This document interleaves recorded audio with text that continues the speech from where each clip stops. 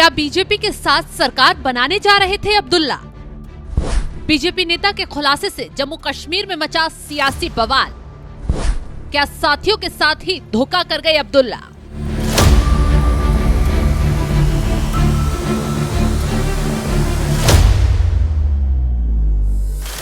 जम्मू कश्मीर के सर्द मौसम में बीजेपी नेता ने ऐसा विस्फोटक खुलासा किया, सियासी तापमान ही बढ़ गया। जैसे ही पसीने छूटे, मुख्यमंत्री उमर अब्दुल्ला को हर कोई धोखेबाज कहने लगा अब्दुल्ला मानो अपनों के बीच बेगाने हो गए, साथियों के साथ प्यार के लम्हे अनजाने हो गए। जहां मीटिंग में फूल खिलते थे कभी, आज वहां वीराने हो गए। क्योंकि उमर अब्दुल्ला ने साथियों के साथ धोखा कर बीजेपी से हाथ मिलाने की कोशिश कर डाली। ये हम नहीं बल्कि बीजेपी नेता दावा कर रहे हैं।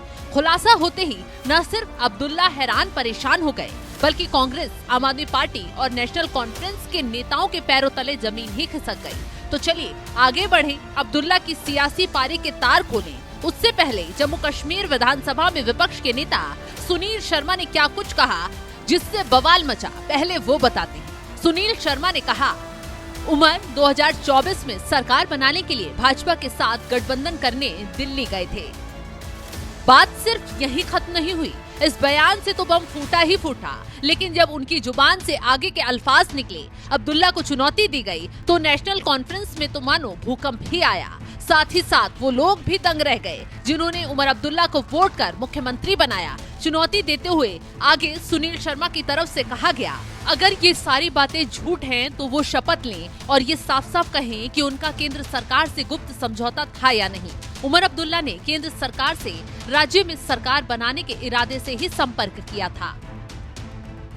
जैसे ही सुनील शर्मा ने ये बयान दिया, तमाम कयास लगाए जाने लगे। वो बयान भी गहराने लगे, जिसमें बीते दिनों नेशनल कॉन्फ्रेंस के सांसदों ने ही आरोप लगाया कि अब्दुल्ला केंद्र सरकार के साथ मिलकर काम कर रहे हैं। इसी वजह से प्रदेश का पूर्ण राज्य का दर्जा वाला वादा पूरा नहीं कर पा रहे हैं। नेशनल कॉन्फ्रेंस के सांसदों ने उमर अब्दुल्ला के खिलाफ ही मोर्चा खोलते हुए जमकर हंगामा भी किया। इसी स्थिति के बीच बीजेपी नेता ने अब्दुल्ला के खिलाफ खुलासा कर दिया, जिससे न सिर्फ हड़कंप मच गया, बल्कि खुद उमर अब्दुल्ला मानो बेचैन भी हो गए, परेशान भी हो गए। तुरंत सफाई पेश करने मैदान में भी आ गए और कहते नजर आए, मैं कुरान की कसम खाता हूं कि मैंने 2024 में राज्य का दर्जा पाने या किसी भी राजनीतिक कारण से बीजेपी के साथ किसी तरह का गठबंधन करने की कोशिश नहीं की।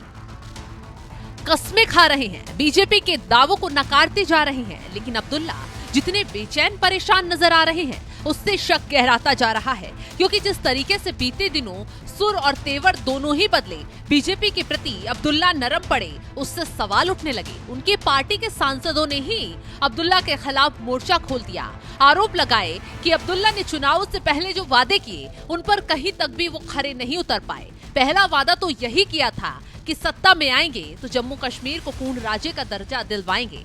लेकिन कैसे कर पाते? सत्ता बेशक अब्दुल्ला के हाथ में है, लेकिन असली चाबी केंद्र के पास है। क्योंकि जम्मू कश्मीर तो केंद्र शासित प्रदेश है। तो ऐसे में अब्दुल्ला को लगा, थोड़ा भी आनाकानी दिखाएंगे, केंद्र से पंगा लेंगे तो उन्हीं पर भारी पड़ जाएगा। और यही वजह है कि जो अब्दुल्ला मोदी के धुर विरोधी हुआ करते थे, अपने लालच के लिए वो शायद आज मोदी के सुर में सुर मिलाकर काम करने में लग गए और यहीं से अपनों की रडार पर भी आ गए।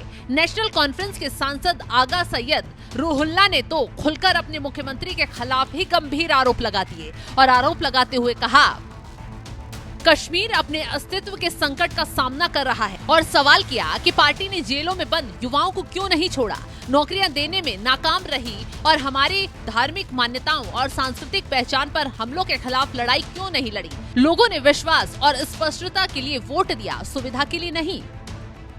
नेशनल कॉन्फ्रेंस के आगा सैयद रूहुल्ला ही नहीं, बल्कि सड़कों पर मुख्यमंत्री अब्दुल्ला के खिलाफ नेशनल कॉन्फ्रेंस के ही दूसरे सांसद मियां अल्ताफ मोर्चा खोलते हुए नजर आए।